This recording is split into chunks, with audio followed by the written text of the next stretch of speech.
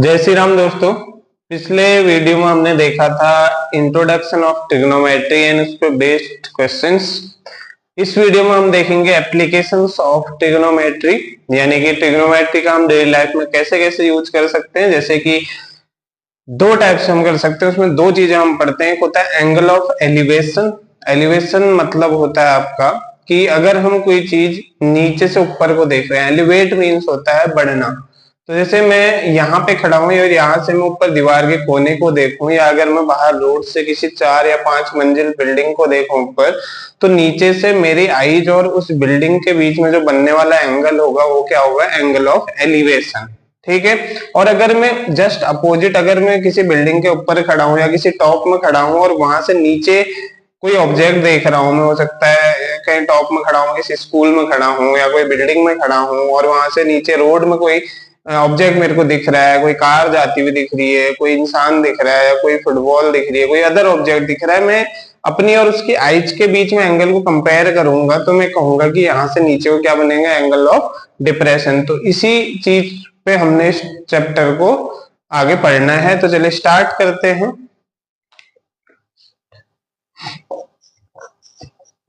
Applications of trigonometry, ये आपका जो है चैप्टर नंबर 9 है सिलेबस के अकॉर्डिंग, चैप्टर नंबर 9।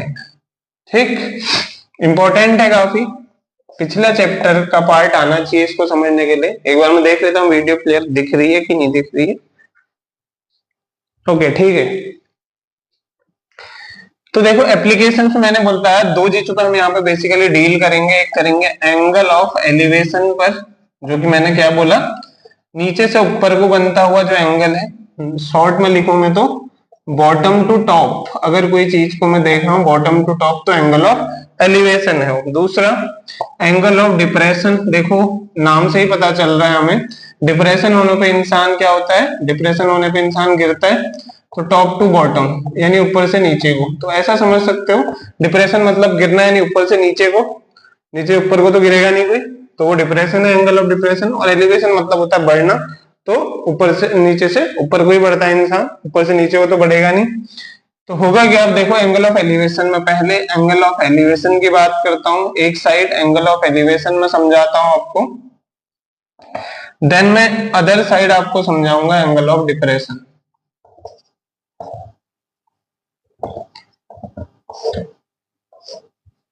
ठीक है, देखो करना क्या है। सबसे पहले एंगल ऑफ एलिवेशन की अगर मैं बात करूं, मान लो कोई ऑब्जेक्ट यहां रखा हुआ है, कोई बॉल हो सकती है, कोई अदर चीज हो सकता है, ये हमारा कोई भी ऑब्जेक्ट है। तो ये ऑब्जेक्ट यहाँ रखा है, मैं नीचे यहाँ पर हूं, मैं ही हूं या कोई ऑब्जर्वर है, आई ऑफ ऑब्जर्वर मान सकते हो इसको, कोई अदर ऑब्जर्वर है जो ऑब्जर्व कर रहा है ऑब्जेक्ट को नीचे से ऊपर। तो यहां से कहां देख रहा है, वो यहां देख रहा है, यहां से यहां देख रहा है। तो डायरेक्ट हम नहीं कह सकते कि ये डायरेक्ट एंगल बनेगा, क्योंकि सिंगल रे पे तो बनेगा नहीं एंगल।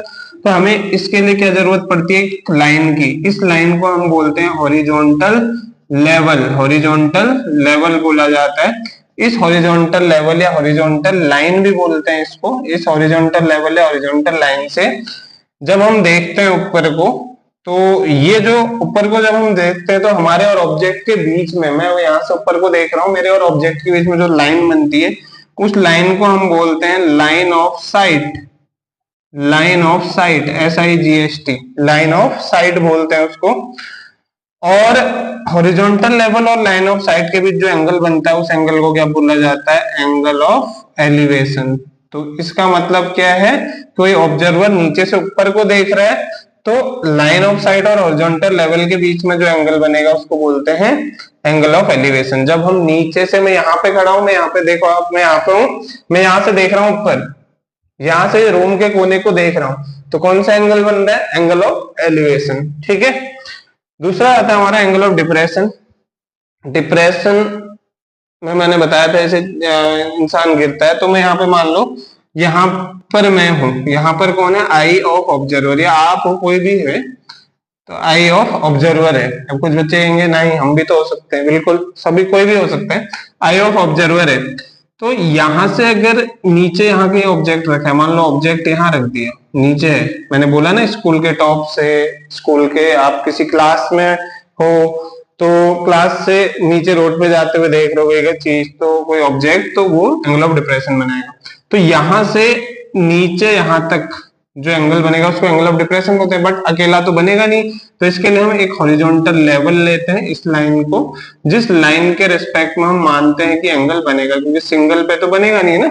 तो इन दोनों के बीच जो एंगल बनता है उसको क्या बोलते हैं हम, एंगल ऑफ डिप्रेशन। इसको थोड़ा और इस तरह से बना सकते हो, तो एंगल ऑफ डिप्रेशन बनता है। ठीक है, अब यहाँ पे क्या होगा, ये हॉरिजॉन्टल लेवल हो गया, तो ये जो लाइन है, ये लाइन सेम पिछले वाले की तरह यहाँ क्या हो जाएगी, लाइन ऑफ साइड। जैसे मान लो मैं यहाँ पे खड़ा हूं, मैं यहाँ खड़ा हूं, नीचे नीचे देख रहा हूँ, कोने पे देख रहा हूँ या कहीं अदर प्लेस पे देख रहा हूँ, मैं यहाँ हूँ, यहाँ से नीचे को देख रहा हूँ, तो कौन सा एंगल बन रहा है, एंगल ऑफ डिप्रेशन।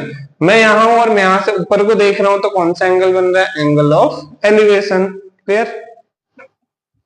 पिछली क्लास में आपने ट्रिग्नोमेट्री उम्मीद है काफी अच्छे से पढ़ी होगी, अगर नहीं पढ़ी है तो सीधे आप पिछले वीडियो में जाइए जहां पे मैंने 10th ट्रिग्नोमेट्री करके डाल ली है वीडियो, बेसिक्स ऑफ ट्रिग्नोमेट्री, उसमें आप डिटेल उस वीडियो कंप्लीट देख लीजिए, सफिशिएंट है आपके लिए। और अगर आपको फिर भी कोई क्वेश्चन पर डाउट होता है, पर्टिकुलर क्वेश्चंस हैं कुछ, तो आप मेरे को भेजिए, आप मेरे को व्हाट्सएप में भी भेज सकते हैं या फिर आप कमेंट बॉक्स में लिख दीजिए, मैं आपके उन क्वेश्चंस को जरूर कर दूंगा।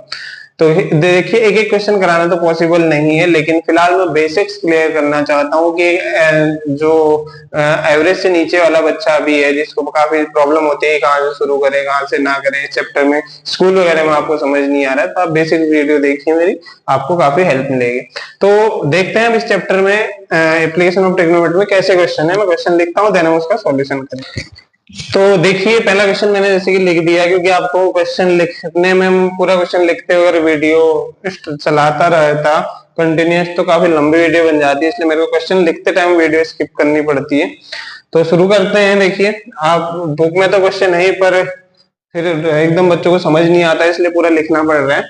तो देखो किसी भी क्वेश्चन में आपका ट्रिग्नोमेट्री का कोई भी क्वेश्चन हो, अगर बहुत ज्यादा हार्ड है, हॉट्स में हायर ऑर्डर थिंकिंग स्किल का क्वेश्चन है, तो ये एक अलग बात है, वरना आपने क्या करना है, किसी भी क्वेश्चन का अगर फिगर बुक में दिया है, आपने फिगर के भरोसे नहीं जाना है एग्जाम में, आपने खुद से जो जो उसने एक एक वर्ड दे रखा है क्वेश्चन में उसको रीड करना है, रीड करके आपने उसको समझना है और फिर समझते हुए एक एक पॉइंट को समझते हुए फिर फिगर खुद से बनाना। तो जैसे यहाँ पे दे रखा है, a circus artist is climbing a 20 metre long rope which is tightly stretched and tight from the top of the vertical pole to the ground. इसका मीन्स क्या है कि कोई सर्कस आर्टिस्ट है जो कि 20 मीटर लॉन्ग रोप पे क्लाइंब कर रहा है। तो फिगर कुछ इस तरह से बनेगा, यहाँ पर इस तरह से 20 मीटर हमारी क्या है, लॉन्ग एक रोप है। ठीक है, सर्कस आर्टिस्ट जा रहा है इस पे। अब आगे बोला which is tightly stretched and tight from the top of pole, तो ये मान लो इधर कोई पोल है, ये हमारा पोल हो गया और ये पोल का क्या हो गया, टॉप। ठीक है, टॉप ऑफ पोल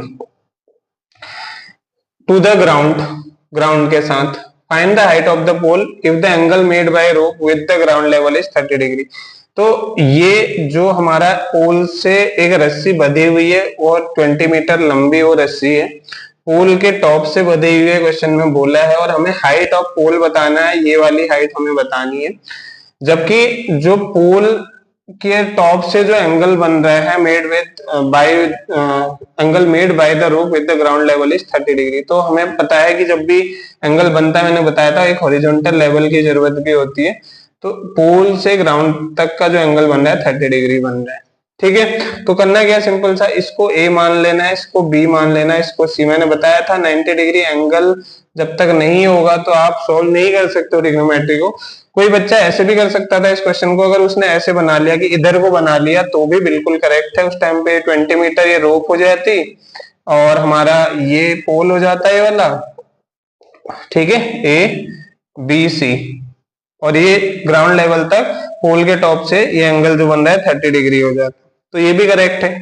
ठीक है, तो अब आते हैं सॉल्यूशन पे।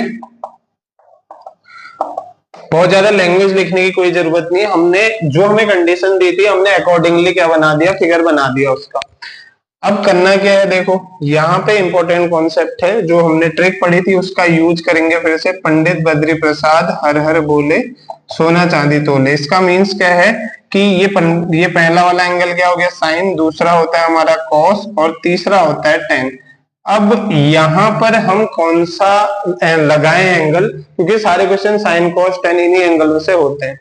देखो यहाँ पे कौन सा लगाएं, जो हमें साइड दे रखी है इसमें से एक तो वो, और जो हमें दूसरी निकालनी है वो, सिर्फ दो का यूज करना है। तो यहाँ पे हमें 90 के सामने हाइपोटेनस दे रखा है एक, ठीक हो गया, एक हाइपोटेनस वाला लगाएंगे हम। तो तीसरा वाला तो वैसे ही हट गया, 10 नहीं लगा सकते।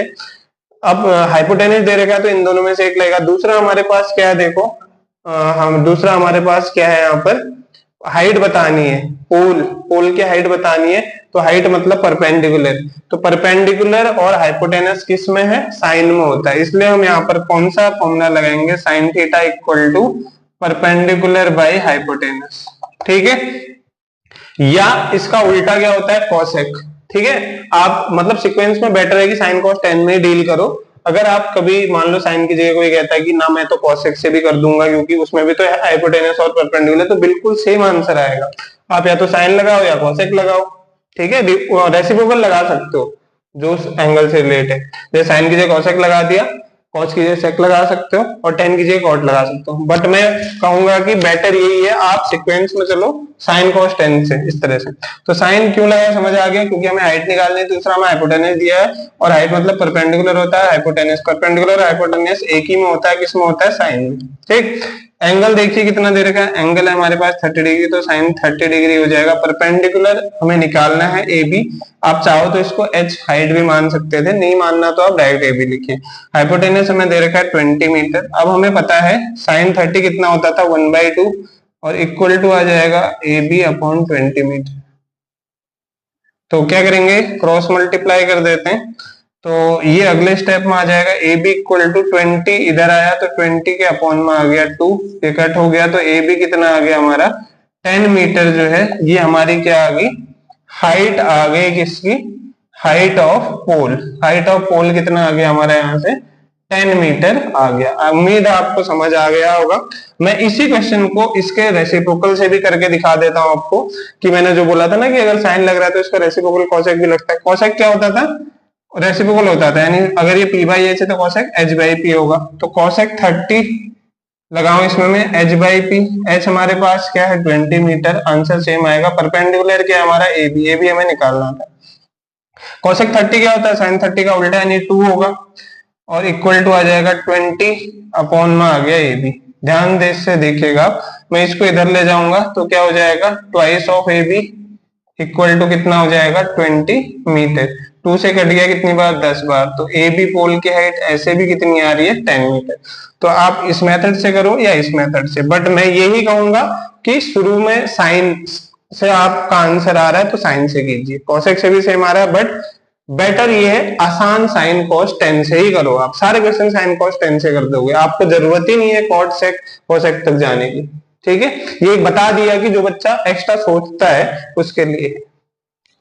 क्वेश्चन नंबर सेकंड इस तरह से आपका, tree breaks due to storm and the broken part bends so that the top of tree touches the ground making an angle 30 degree with. तो क्वेश्चन में बोला गया कोई ट्री है जो कि स्टॉर्म की वजह से ब्रेक होता है। ये फिगर के भरोसे मत जाना, किसी क्वेश्चन में दिया है तो आप उसके भरोसे मत रहो। हालांकि इस क्वेश्चन में नहीं दे रखा है, लेकिन कभी कभी दिए भी होते हैं, तो आप इस भरोसे से मत जाना, खुद से बनाने की सोचो आप, तभी आप सीख पाओगे चीजों को। तो मैं यहाँ पे सॉल्यूशन स्टार्ट करता हूँ क्वेश्चन का। सॉल्यूशन हमारा क्या है कि कोई ट्री था, ये ट्री है हमारा, मान लो ये एक ट्री था, और ये क्या हुआ, ब्रेक हो गया। ये एक हमारा ट्री था, ट्री का नेम मैं लिख देता हूँ, ये ए हो गया, ए हो गया, और ये हो गया बी। और ये ट्री था हमारा, ट्री यहां से टूट गया, मान लो टूट गया, इस तरह से टूट गया, ठीक है। और एक ग्राउंड पे टकराया, टच हुआ नीचे ग्राउंड पे, तो ये पॉइंट हो गया जहां पे ग्राउंड पे टच हो रहा है, सी पॉइंट, और ये कंप्लीट हमारा ए बी ट्री हो गया। और ट्री ब्रेक्स ड्यू टू, और एक हमारा ये ब्रोकन पार्ट है, ब्रोकन पॉइंट, पॉइंट है जहां से टूटा है, ब्रोकन पॉइंट कह सकता हूं मैं इसको, डी बोल दिया मैंने, ठीक है, डी हो गया। A tree breaks due to storm and the broken part bends so that broken part इस तरह bend होता है so that the top of tree touches the ground making an angle 30 degree with it। अब देखो ground के साथ angle बनेगा तो मैंने बोला था आपको पहले भी कि इसके लिए हमें क्या जरूरत पड़ेगी, हॉरिजॉन्टल लेवल की। तो ग्राउंड के साथ जो इसका टॉप है ये टूटा कहां से है, देखो आप लोग कहोगे तो ऊपर ही है भाई। हम जब फिगर बनाएंगे तो ए भी तो पूरा ट्री लेंगे ना, अब ये पूरा ट्री खड़ा था, ये टूटा और टूट के नीचे आ गया, तो ये वाला हिस्सा ये इनिशियल स्टेज थी जब टूटा नहीं था, और क्वेश्चन के अकॉर्डिंग टूट गया तो टूट के एडी जो है सीडी बन गया है क्योंकि नीचे आ गया, टकरा गया। यानी कि मैं क्या कह सकता हूं यहाँ पर कि एडी और सीडी जो है बराबर होंगे, बिल्कुल होंगे ये, क्योंकि अगर कोई हिस्सा पेड़ का टूट रहा है वही हिस्सा तो नीचे गिरा होगा, तो ये जितना ऊपर था ये टूटा और ये टूट के नीचे आ गया और इसने ग्राउंड के साथ 30 डिग्री एंगल बनाया, तो एडी किसके बराबर होगा, सीडी के। मैं यहाँ पे डायरेक्ट लिख दे रहा हूं, ठीक है। यहाँ पे लिखोगे अकॉर्डिंग टू गिवन कंडीशन, मैं ऐसा लिख सकता हूं कि एडी बराबर सीडी होगा। देन 30 डिग्री बना दिया। The distance between the foot of the tree to the point where the top touches the ground is 8 metre. Tree का फुट क्या था, ये है ट्री, ये पूरा हमारा ट्री है ना, यहाँ पे लिख दो। ट्री का फुट क्या है ये, और ट्री के फुट से जहां पर टॉप टच हो रहा है ट्री का ग्राउंड पर वहां तक की डिस्टेंस दे रखी है हमें कितनी है, 8 मीटर। ठीक है, क्लियर है फिगर। तो हमें बताना है कि हाइट ऑफ द ट्री यानी कि ए से बी तक की हाइट कितनी होगी। तो देखो ध्यान से अगर इस क्वेश्चन को देखें तो हमें इसमें क्या क्या निकालने की जरूरत है। हमें सबसे पहले ये निकालना है, देन हमें ये निकालना है, क्योंकि जब तक ये नहीं निकलेगा ना आप ये नहीं बता सकते हो कितना होगा, क्योंकि ये जो टूटा है वही तो है नीचे, तो सीडी पता चल गया तो उतना ही एडी होगा। और देन हम अगली बार क्या निकाल देंगे, डीबी वाला हिस्सा, दोनों को ऐड करेंगे तो हमारा ट्री की हाइट आ जाएगी। तो दो हमें एंगल यहाँ पे निकालने पड़ेंगे। तो वही ट्रिक हमारी वापस से पंडित बद्री प्रसाद हर हर बोले, तो इसको तो आपने कोट लेना अच्छे से। ये हमारी जो ट्रिक है ये साइन कॉस टेन के लिए होती है। साइन होता है पी बाई एच, कॉस होता है बी बाई एच, टेन होता है पी बाई बी। तीनों से आपकी पूरी ट्रिग्नोमेट्री खत्म, कोई जरूरत नहीं है आपको कि कॉस सेक लगाना है, कॉट लगाना है, सेक लगाना है, इन्हीं तीनों से सॉल्व हो जाता है। कहीं आपका सॉल्यूशन में यूट्यूब में या कहीं और दिखाता है कि आपको सेक से कर लीजिए या कोई, तो जरूरी नहीं है, आप इन्हीं तीनों से कर लो। बाकी मैंने आपको ऑप्शन तो बता ही रखा था पहले क्वेश्चन में कि आप साइन से नहीं तो कोसेक से भी कैसे कर सकते हैं। But in my opinion first 3 trigonometric angles are best. Clear. तो देखो अब क्या करना है हमने, एक हमें ये चाहिए, दूसरा ये चाहिए। तो ये हमें यहाँ पर पता गया, इस क्वेश्चन में क्या पता है, सिर्फ बेस पता है। बेस पता है ना, तो बेस पता है सिर्फ, और बेस की हेल्प से मैं क्या निकाल सकता हूं, बेस पता है तो या तो 10 निकाल सकता हूं या कॉस निकाल सकता हूं, क्योंकि सिर्फ बेस पता होने से परपेंडिकुलर और हाइपोटेनस का तो कोई चांस ही नहीं होता, परपेंडिकुलर हाइपोटेनस, क्योंकि सिर्फ बेस पता है। हाँ अगर इन दोनों में से एक निकल गया तो फिर आगे लगा सकते हैं। तो बेस पता है सिर्फ, इसके लिए हम क्या करेंगे, मैं सेकंड वाला लगा ले रहा हूं, आप तीसरा वाला भी लगाओ, एक ही बात है, क्योंकि लगाने दोनों ही। तो मैं क्या करता हूं, cos 30 निकाल लेता हूं पहले, cos 30। cos थीटा होता है क्या, b बाई एच, तो b बाई एच चलो एक स्टेप लिख देते हैं। बेस हमारे पास क्या है 8 मीटर, और हाइपोटेनस हमारे पास क्या है CD। cos 30 हमें पता था क्या होता है, बताओ cos 30 क्या होता है, मैंने सारे बताए थे ना आपको, 0, 30, 45, 60, 90, ये बिल्कुल अच्छे से आने चाहिए। अगर वैसे ध्यान नहीं भी आते तो साइड में आप बना लो, ये साइन हो गया और ये हमारा हो गया कॉस। ठीक है, तो ये होता है 0, 1/2, 1/√2, √3/2 एंड 1। ये रिवर्स हो जाएगा 1, √3/2, 1/√2, 1/2 एंड 0। तो देखो cos 30 क्या होता है, सामने दिख रहा होगा आपको, √3/2 होता है, तो यहाँ मैंने रख दिया √3/2 इक्वल्स टू 8 मीटर अपॉन आ गया CD। अब क्या करना है, देखो सिंपल सा क्रॉस मल्टीप्लाई कर लो, क्रॉस मल्टीप्लाई करेंगे हो जाएगा CD √3 और ये हो जाएगा 16 मीटर। अब CD निकालना है तो क्या आएगा 16 अपॉन √3 मीटर। आप चाहो तो यहीं पे, मैंने आपको पहले ही बताया था अपॉन से हमेशा रूट हटाना होता है, तो आप चाहो तो यहीं पे रेशनलाइज कर लो √3 से, वरना आप आगे लास्ट में भी कर सकते हो। तो हमारा फिलहाल के लिए आंसर क्या आ रहा है, CD 16/√3 मीटर। और मैंने बताया था जितना ये होगा उतना ये भी है फ्रॉम 1, तो ये भी कितना हो जाएगा 16/√3 मीटर। ठीक हो गया। अब हमें किसकी जरूरत है, इस वाले की। अब देखो, अब दूसरा एंगल हम कौन सा यूज करें? साइन cos 10 में से मैं cos लगा चुका हूं, अब दूसरा साइन या 10 में से एक लगाना चाहिए हमें। हमें जरूरत किसकी है इस बार? परपेंडिकुलर की, क्योंकि ये तो हमारा निकल चुका है। परपेंडिकुलर बाय हाइपोटेनस लगाओ या परपेंडिकुलर बाय बेस लगाओ, दोनों से ही सेम आंसर आएगा। तो मैं क्या कर रहा हूं, मैं परपेंडिकुलर बाय बेस लगा के चल रहा हूं। आप परपेंडिकुलर बाय हाइपोटेनस भी लगाओगे तो भी एग्जैक्ट आंसर आएगा। तो 10 30 एंगल क्योंकि सेम है, क्या होता है? Perpendicular by base. तो परपेंडिकुलर हमारे पास कितना है? डीबी, ठीक है, डीबी परपेंडिकुलर। और बेस कितना है यहाँ पर बताओ? बेस कितना है? 8। स्पेशली आप ट्रायंगल मेंशन करते हुए करना पेपर में कि इन ट्रायंगल, हमारे पास कौन सा ट्रायंगल है? डीसीबी, ठीक है, डीसीबी या बीसीडी जो भी लिखो। और यहाँ भी सेम है कि इन ट्रायंगल डीसीबी, ये ज्यादा अच्छा रहता है ना। क्लियर? तो 10 30, अब देखो यहाँ पे 10 30 क्या होता है, यहां से भी आप देख सकते हो, ये अपॉन ये करते थे, मैंने बताया था। तो 1/√3 होता है 10 30। ये आपका डीबी एज इट इज रहेगा और अपॉन में 8 आ गया। क्रॉस मल्टीप्लाई हम कर सकते हैं, बट यहाँ पे इस वाले की तो जरूरत नहीं है, इस वाले को इधर पहुंचा दो क्योंकि डीबी तो अकेले है। तो डीबी इक्वल टू हमारा क्या आ जाएगा? ये ऊपर आया तो 8 अपॉन में √3 एज इट इज रहेगा। ये हमारी इक्वेशन सेकंड होगी। तो हमारे ये भी हमें पता चल गया 8/√3 मीटर, दोनों पता चल गया। तो हाइट निकल जाएगी, देयरफॉर हाइट क्या होगी ट्री की? देखो, हाइट ऑफ ट्री क्या होगा? AB। AB किन दो पार्ट में डिवाइड है? AB, sorry, height of tree क्या होगा? AB, हाँ ठीक है, ब्रोकन पॉइंट है ना। तो AB क्या होगा हमारे पास? AD plus DB, AD plus DB। अब देखो AD कितना था, हमने निकाला था 16/√3, 16/√3 मीटर। और अभी हमने जस्ट निकाल रखा है DB कितना है? 8/√3 मीटर, 8/√3 मीटर। तो दोनों को ऐड करेंगे हम अगर, तो AB इक्वल टू √3 अपॉन में आ गया, ऊपर कितना हो जाएगा? 16 और 8 कितना हो जाएगा? 24। देखो अभी अपॉन में मैंने रूट हटा देंगे बोला था रेशनलाइज करके, तो रेशनलाइज करा तो ये आ गया हमारा 24√3 अपॉन में क्या बचेगा? 3, क्योंकि √3 इंटू √3 क्या हो जाएगा? 3।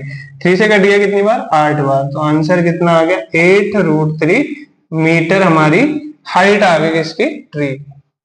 चलिए देखिए अगला क्वेश्चन है, contractor plans to install 2 slides for the children to play in a park for the children below the age of 5 years. She prefers to have a slide whose top is a height of 1.5 meter and inclined at an angle of 30 degree to the ground. ठीक है, और दूसरा जो है बोला है for elder children, she wants to have a step slide at a height of 3 metre and incline at an angle of 60 degree to the ground.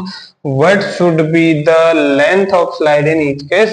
तो कोई कॉन्ट्रैक्टर है, कोई लड़की है कॉन्ट्रैक्टर, जो कि 2 टाइप के स्लाइड इंस्टॉल कर रही है बच्चों के लिए पार्क में, और जिसमें की जो एज है बिलो द 5 years. तो सॉल्यूशन यहाँ पे करते हैं, below the age of 5 years के लिए कुछ इस तरीके से वो बनाती है, ऐसा कुछ बिलो द, ये किसके लिए है? Below the age of 5 years, below the age of 5 years,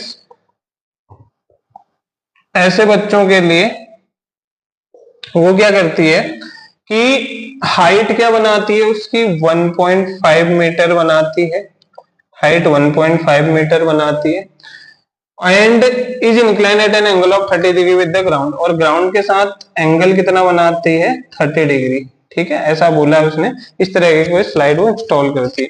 तो सपोज इसको ABC मान लिया हमने, क्लियर है। दूसरा सिमिलर कॉन्सेप्ट फिर एक और है कि दूसरा जो है थोड़ा बड़ा बनेगा फिगर, क्योंकि आइडियली इससे बड़ी लेंथ दे रखी है। तो यहाँ पे मैं बना देता हूँ दूसरा फिगर, जिसको कि मैं नेम दे दूंगा DE, ये 90 हो जाएगा। ठीक है, यहाँ पे DEF। ठीक है, अब कुछ बच्चों को फिर से डाउट ऐसा ना हो कि ये E क्यों लिया, ये क्यों नहीं लिया, तो किसी को भी ले सकते हो, कोई फर्क नहीं पड़ता। जिसकी हाइट है 3 मीटर की, 3 मीटर की हाइट है यहाँ D से E तक, और जो एंगल बना रहा है ग्राउंड के साथ 60 डिग्री। तो मेन क्वेश्चन समझ के आपको अगर आप फिगर बना लेते हो ना, तो इन क्वेश्चन में फिर कुछ भी नहीं बचता है। तो देखो हमने दोनों ही केस में लेंथ ऑफ इस स्लाइड बतानी है, लेंथ मतलब AC बताना है, इसके लिए DF बताना है। तो अब ध्यान से देखना, पहले वाले के लिए मैं क्या करता हूं, पहले पार्ट के लिए फर्स्ट पार्ट में पहले सोल्व करता हूं। तो हमारे पास पहले पार्ट में ट्रायंगल कौन सा है, ए बी सी। अब ध्यान से इसमें देखेंगे, जो हमारी ट्रिक थी उसी से हमने करना है, कुछ बाहर नहीं जाएंगे हम। ट्रिक हमारी क्या थी, पंडित बद्री प्रसाद हर हर बोले और सोना चांदी तोले। ठीक है, पहला P by S sine cos, sorry पहला पी बाई एस साइन और B by H cos, P by B tan. तो देखो क्या लगना चाहिए, यहाँ पर परपेंडिकुलर है हमारे पास और हमें क्या चाहिए, हाइपोटेनस, क्योंकि 90 के सामने क्या होता है, हाइपोटेनस। मैंने इंट्रो में बता रखा है, जिसको नहीं पता आप पहले इंट्रो देखिए ट्रिग्नोमेट्री का, डायरेक्ट यहाँ आएंगे तो आपको प्रॉब्लम होगी। तो परपेंडिकुलर बाय हाइपोटेनस किस में होता है, साइन में होता है, या इसका अपोजिट हाइपोटेनस परपेंडिकुलर कोसेक में होता है। तो मैंने बोला था साइन ही लो बेटर है।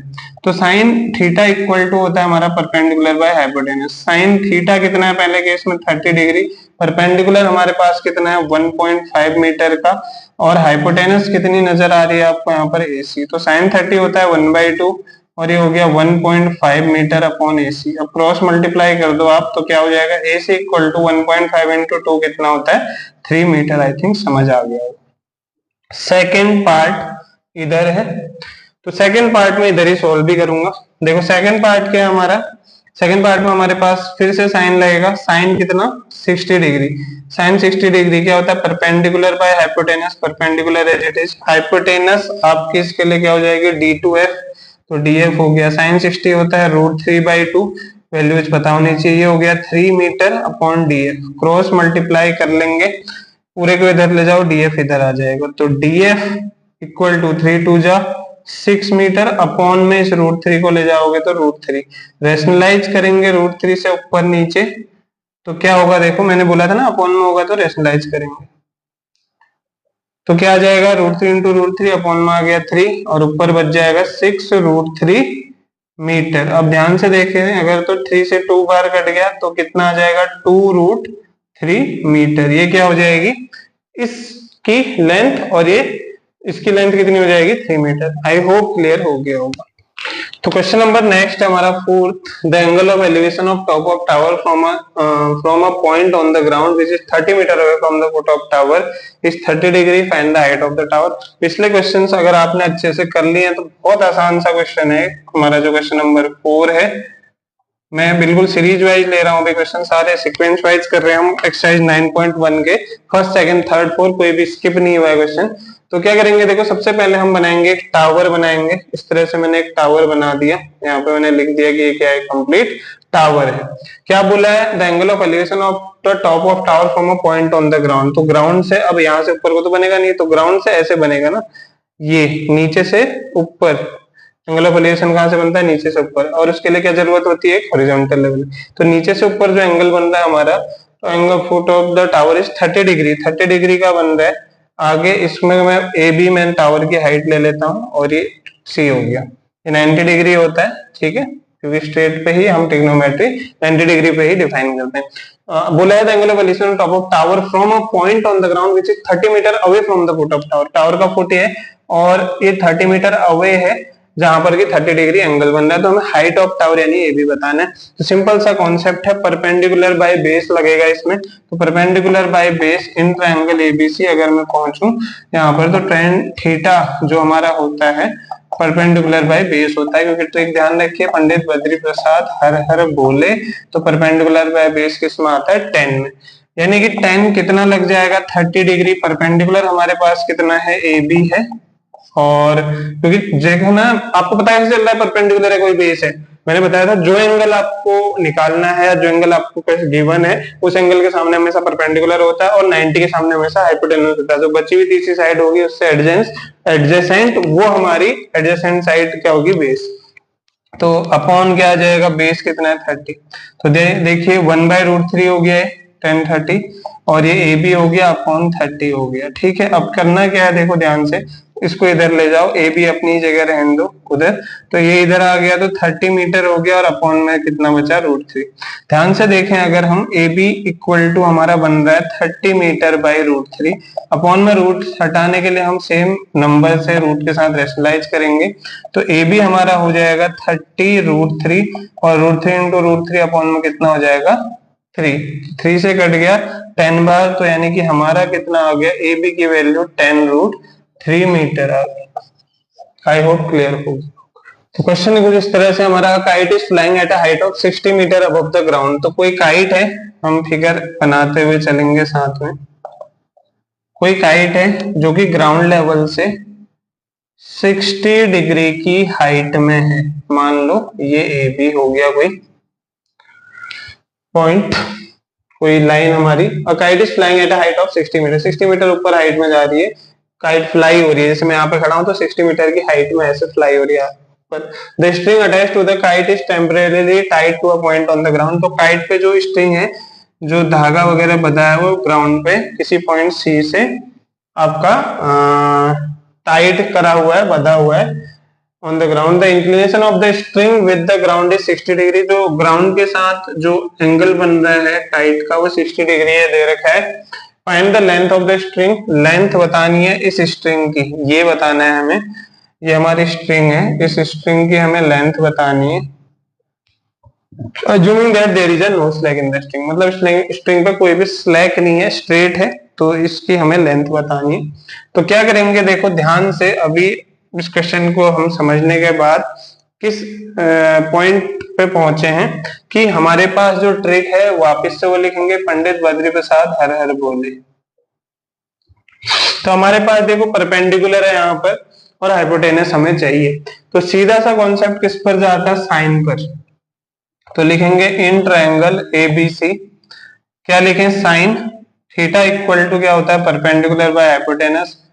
साइन 60 हो जाएगा हमारा, परपेंडिकुलर कितना है 60, हाइपोटेनस हमें निकालना है एसी। साइन 60 होता है √3/2, तो यहाँ आ गया 60 और यहाँ आ गया एसी। इसको इधर ले जाएंगे तो AC √3 AC इक्वल टू 60 2 जा 120। अब क्या करें, AC एज इट इज 120 ऐसे लिखोगे, अपॉन में ले जाएंगे इसको, √3 हो जाएगा। अब √3 से ऊपर नीचे रेशनलाइज करेंगे क्योंकि अपॉन में रूट हटाना है, तो आ जाएगा 120 √3 मीटर, और अपॉन में क्या हो जाएगा, √3 इंटू 3, √3 हो गया। तो कितनी बार कट गया, 3 से 40 बार, तो आंसर आ जाएगा हमारा 40 √3 मीटर। हमारी ये हमारी लेंथ आ गई। तो देखो इस क्वेश्चन में क्या करना है, हमने कोई 1.5 मीटर टॉल बॉय है जो standing at some distance from a 30 metre tall building बोल रहा है। तो मान लो यहाँ पर कोई बच्चा खड़ा है, बच्चा अगर खड़ा है तो ये मान लो यहाँ पर होगा, और उसकी हाइट है 1.5 मीटर, ठीक है। तो यहाँ पर होगा, उसकी आईज कहाँ होंगी, यहाँ होंगी, आई कहाँ होंगी बच्चे की, यहाँ होंगी, और यहाँ से खड़ा है। आगे बोला है at some distance from 30 metre tall building. मान लो यहाँ पर कहीं कोई बिल्डिंग है जिसकी हाइट आपकी कितनी है, 30 मीटर है टोटल, ठीक है। यहाँ पर कोई बिल्डिंग है जिसकी हाइट आपकी कितनी है, 30 मीटर, 30 मीटर हाइट है। क्लियर है, ये आपका 1.5 मीटर टॉल बच्चा है, और इस बिल्डिंग की हाइट हमारी कितनी है, 30 मीटर। क्लियर है, ये जो बच्चा, ये बिल्डिंग है जो ए बी हमारी होगी, और यहाँ पर ये बच्चा जहां पर खड़ा है ये CD हो गया पॉइंट, ठीक। आगे बोलते हैं angle of elevation from his height to the top of building increases from 60 degree to, sorry, increases from 30 degree to 60 degree. कब होता है, as he walks towards the building. जब वो बच्चा बिल्डिंग की ओर जा रहा है तो उसकी आंखों से जो एंगल बन रहा है वो बिल्डिंग के टॉप का है, बिल्डिंग का टॉप ये है। तो एंगल कब बनेगा, जब ये यहाँ पे भी एक हॉरिजॉन्टल लेवल होगा। इस पॉइंट को हम मान लेंगे क्या, तो आंखों से एंगल बनता है, क्योंकि मैं नीचे क्यों नहीं बना रहा हूँ, क्योंकि एंगल हमेशा आंखों से बनता है, तो ये पांव से थोड़ी बनाओगे आप, इसलिए मेरे को 1.5 ये वाला पोर्शन हटाना पड़ेगा यहाँ से भी। यानी कि हमारी जो 30 मीटर हाइट थी ना, अब ये माइनस होकर क्या होगी बताऊं मैं, 30 माइनस 1.5, इसका मतलब 28.5 मीटर लेनी पड़ेगी अब जो बची हुई हाइट है। यानी यहाँ से यहां तक की जो हाइट है अब सिर्फ यही ले पाएंगे हम, और ये कितनी हो जाएगी, 28.5 मीटर। क्लियर है, 28.5 मीटर बचेगी ये हाइट। क्यों, क्योंकि आइस से हम एंगल लेते हैं तो आइस से ही हॉरिजॉन्टल लेवल भी लेंगे, ठीक है। तो ये वाला पोर्शन हटा दिया जाएगा। अब यहां से हमने क्या करना है कि जैसे जैसे वो बिल्डिंग की ओर जाता है तो इसकी आंख से बिल्डिंग के टॉप पे एंगल जो है 30 से 60 डिग्री तक इंक्रीज होता है। तो यहाँ ये 30 हो गया, और एंगल ऑफ एलिवेशन कहां से बनता है, नीचे से ऊपर, तो यहां तक कितना हो गया 60। ये पॉइंट हो गया हमारा एफ। एक बार दोबारा समझा देता हूं। कोई 1.5 मीटर टॉल बच्चा था जिसकी हमने हाइट को सीडी मान ली थी। ये किसी बिल्डिंग 30 मीटर बिल्डिंग के सामने खड़ा था कुछ डिस्टेंस पे। तो हमने क्या करा, इस बिल्डिंग की जो टोटल हाइट थी इसमें से 1.5 हटा दिया, क्योंकि 1.5 ये वाला हिस्सा यहाँ से हटाना पड़ेगा, क्योंकि एंगल यहाँ से नहीं लेंगे, क्योंकि एंगल पैर से नहीं आंखों से बनता है। हमने देखा था ना एंगल ऑफ एलिवेशन, कभी भी हम आईज से तो लेंगे, पांव थोड़ी देख रहे हैं हमारे एंगल को। तो यहाँ टॉप से हमें जब भी हम एंगल बनाते हैं हमें एक हॉरिजॉन्टल लेवल की जरूरत होती है, तो मैंने बना लिया, ठीक है। उसके बाद हमने क्या करा कि इसने बोला था कि angle of elevation from his eyes to the top of building increases from 30 degree to 60 degree. तो ये 30 डिग्री से कहां बन रहा है आगे, पहले 30 डिग्री बनाओ, धीरे धीरे एंगल कितना हो गया बढ़ के 60 डिग्री। इसने बोला था कब, as he walk toward the building, जैसे जैसे बिल्डिंग की ओर जाता है। Find the distance he walks towards the building, तो बिल्डिंग की ओर कितनी डिस्टेंस चला, ये डिस्टेंस चला यहाँ से यहाँ तक। तो मैंने मान लिया डिस्टेंस को x ले लिया, ठीक है। तो बात करते हैं, दो हमें यहाँ पे ट्रायंगल लेने पड़ेंगे। पहला ट्रायंगल मैं लेता हूँ AEF, दूसरा मैं क्या लूंगा AED।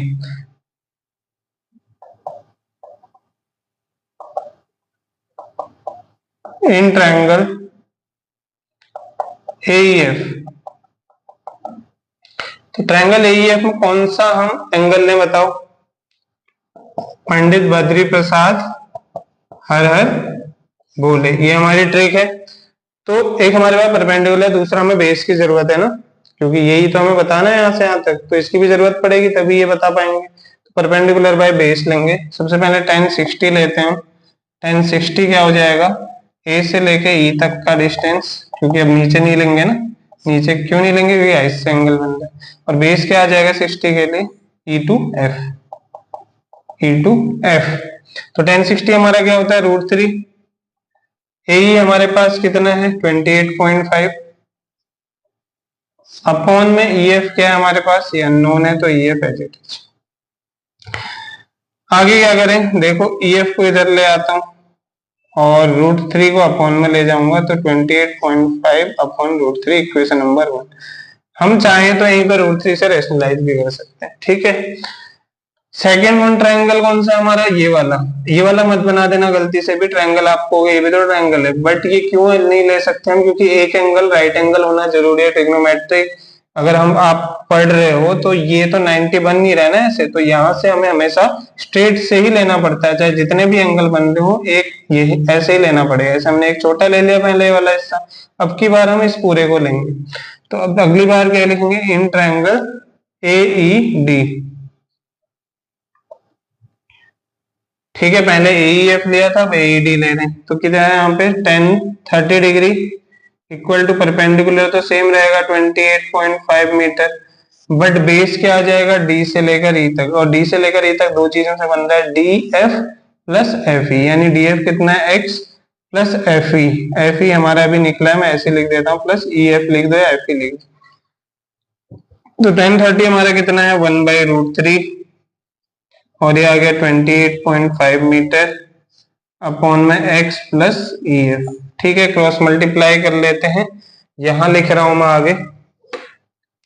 तो क्रॉस मल्टीप्लाई करोगे लेफ्ट साइड में आ गया x plus EF equal to right में आ जाएगा 28.5, और वो √3 इधर आके मल्टीप्लाई में आ गया। x as it is, EF को मैं राइट साइड ले जा रहा हूं, तो 28.5 √3, और EF माइनस में आएगा, और EF की वैल्यू डायरेक्ट लिख देते हैं कितनी है 28.5 मीटर अपॉन में √3।